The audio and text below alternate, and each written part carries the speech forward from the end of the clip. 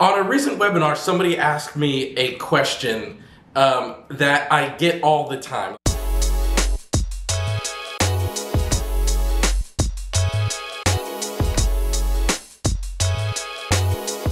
I know it's important. I know people want to know how to deal with it. And it's like, what do I do with clients who have no hope?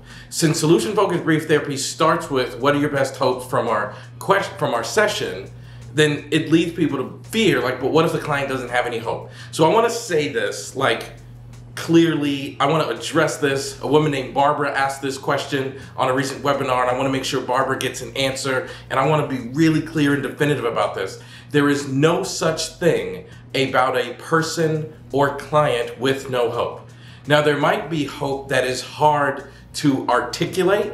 There might be hope that is hard for the client to touch into, but there is simply no such thing about a client who has no hope. There is always hope. One of my friends, a woman named Alicia, she's really interested in this, in something called hope theory. And her hope theory says that hope exists on a continuum. You either have a little bit or a lot of it, but you never have none of it. Hope is always present. It's a key ingredient to living life, and it's a key ingredient to like doing psychotherapy. So we have to fight the idea that if I say to a client, what are your best hopes from our talking, and then they say, I don't have any hope, what they're actually saying is, I'm having a hard time articulating it. I'm having a hard time finding it. But they are not saying it is not there. So we have to make sure that we are not falling into the trap of believing that we're talking to a hopeless client, because hopeless people don't exist. Everyone has hope for a better tomorrow, and we have to be stubborn and determined to believe in our client's ability to articulate that hope so that we can keep asking them about it. And as solution-focused brief therapy guides us,